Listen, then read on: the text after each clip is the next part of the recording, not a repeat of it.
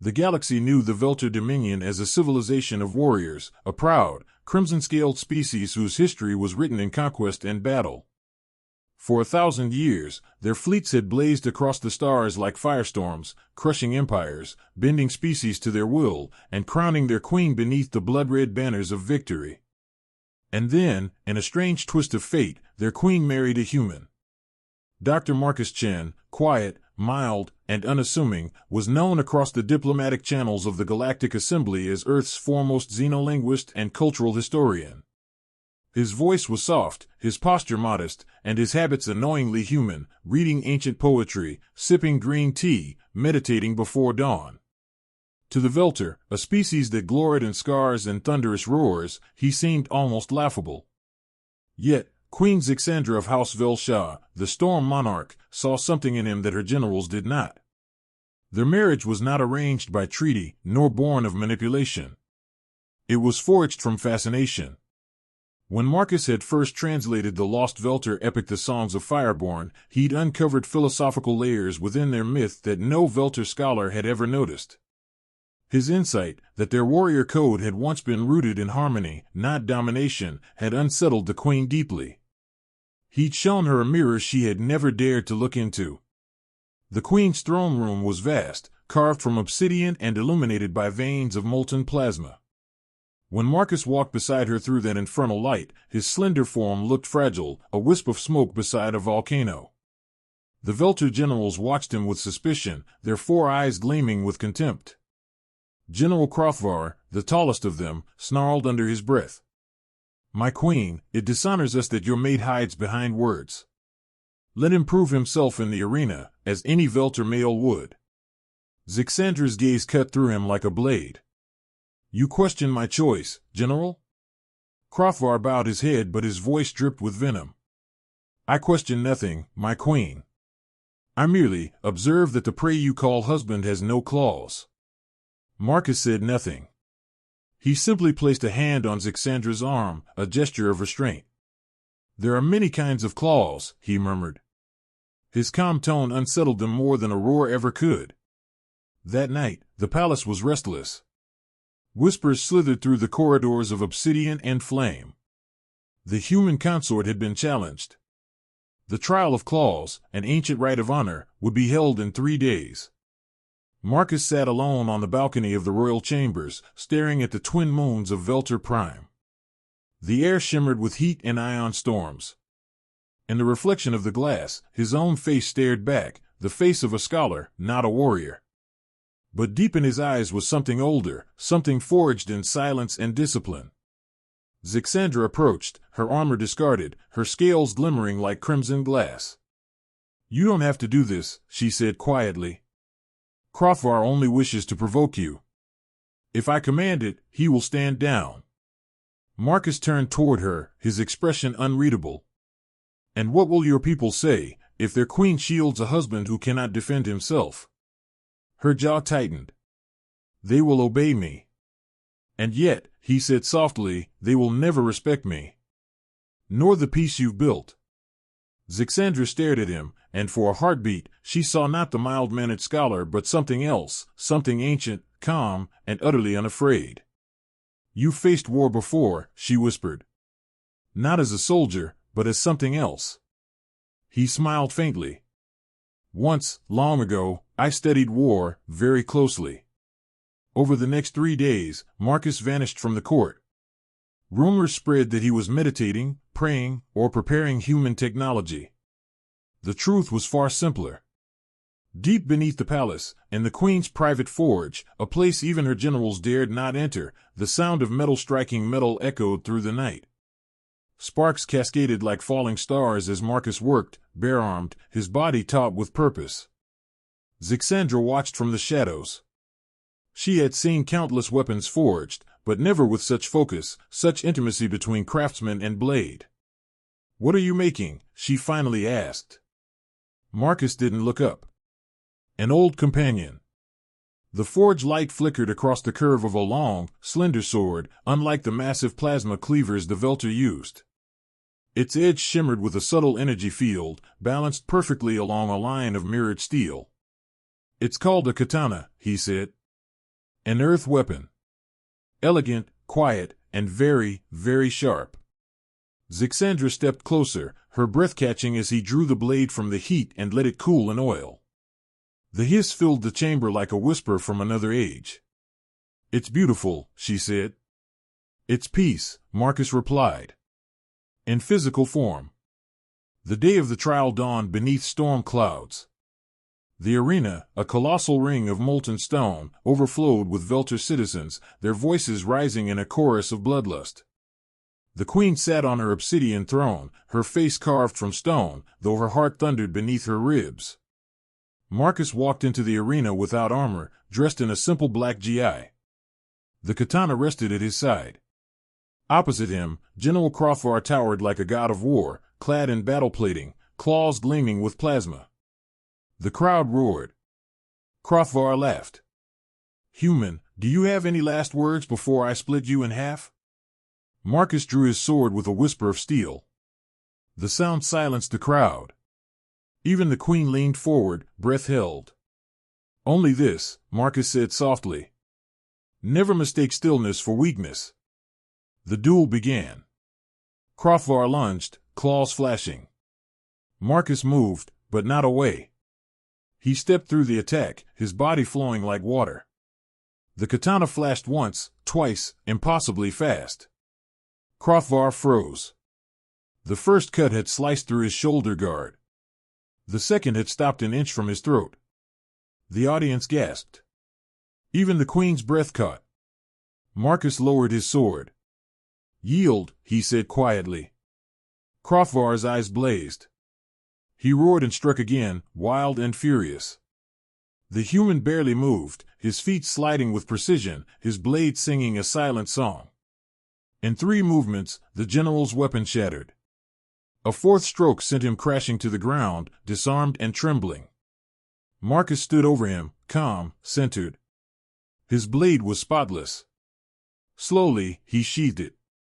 The sound, that click of finality, echoed like thunder. The arena fell silent. Queen Zixandra rose to her feet, her heart trembling with something between awe and fear.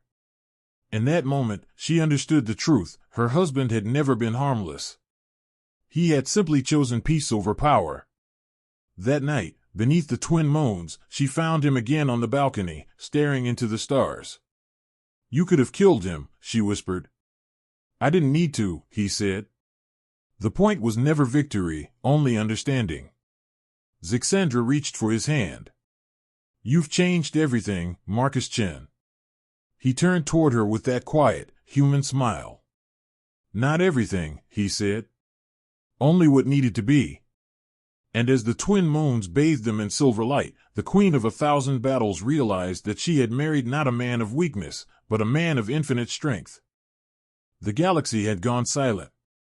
News of the duel on Velter Prime spread faster than light. Holofeeds replayed it across 10,000 worlds, a human, slender and calm, defeating a Velter warlord in 3 breaths. For the first time in their blood-forged history, the warriors of Velter bowed to a man who had never raised his voice. And the queen's court trembled, not from fear, but from revelation. In the obsidian halls of the palace, Queen Zixandra convened her war council. Generals, scholars, and envoys crowded the chamber, their scales glinting under cold starlight. At the far end, Marcus stood in simple robes, hands folded behind his back. The sword was gone, left sealed in the forge, a symbol of restraint.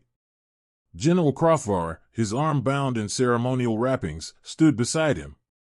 There was no hatred in his eyes now, only respect born from humiliation and understanding. Zixandra's voice carried through the chamber. "We have waged war for 1,000 years. We claimed strength as our birthright.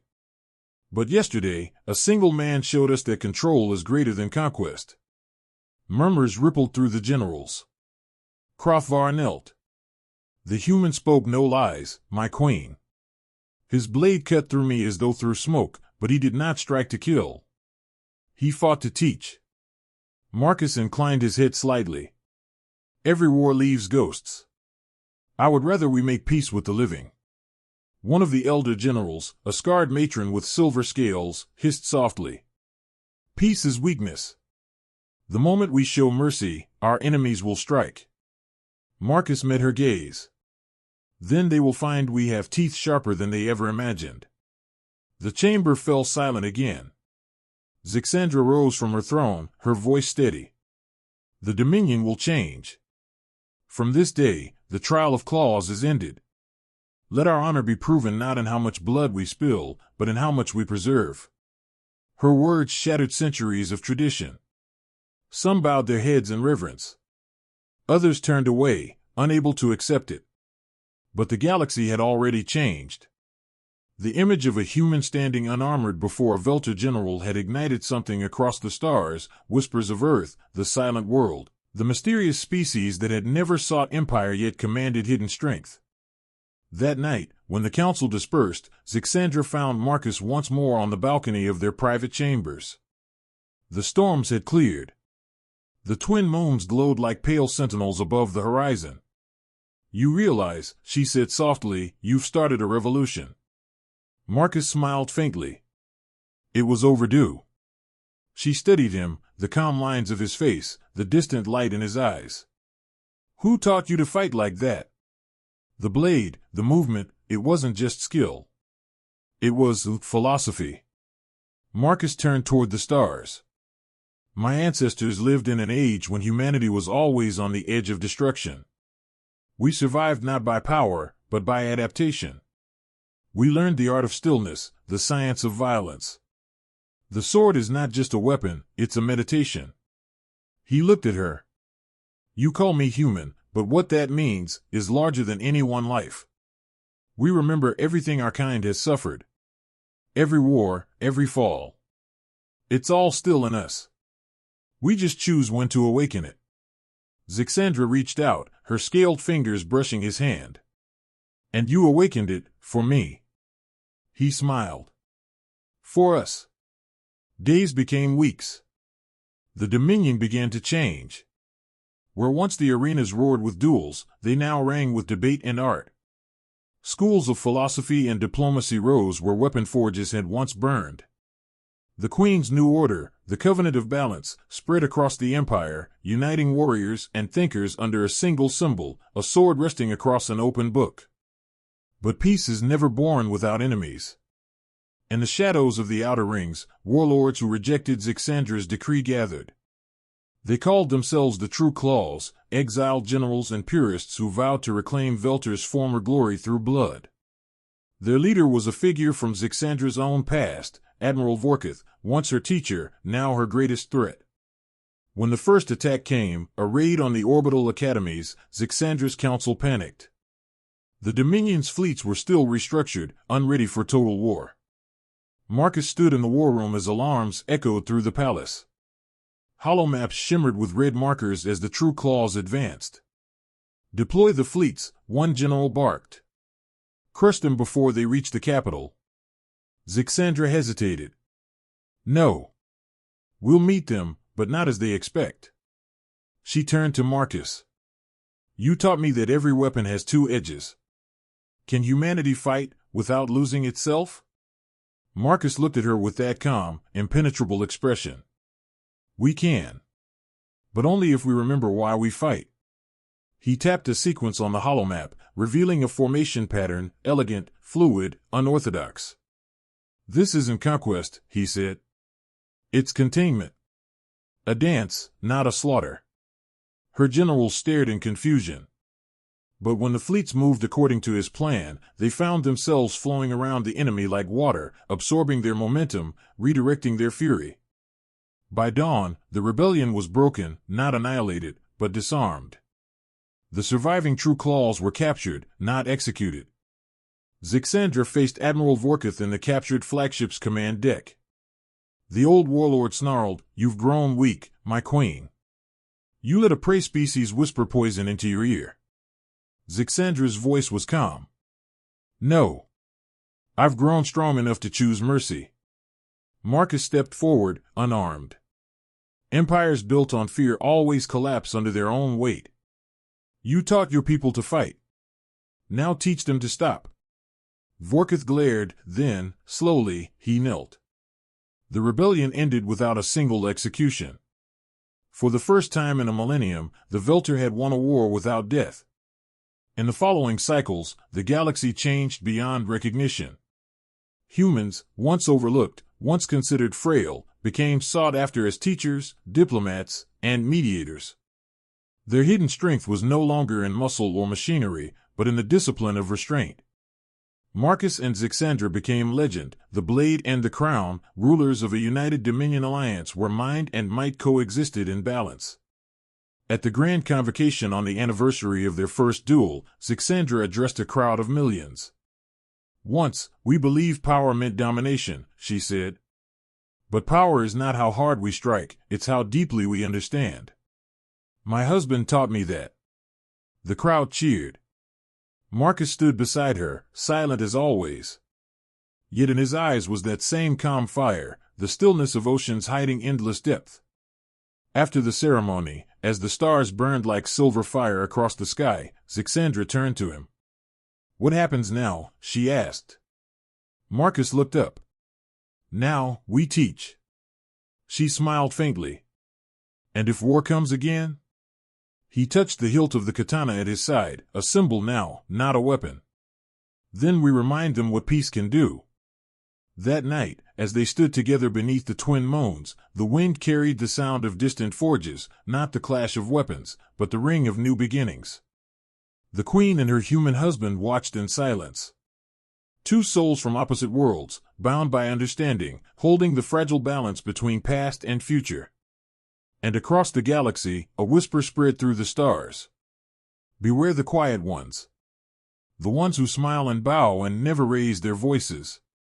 For when they finally draw their swords, the universe itself listens."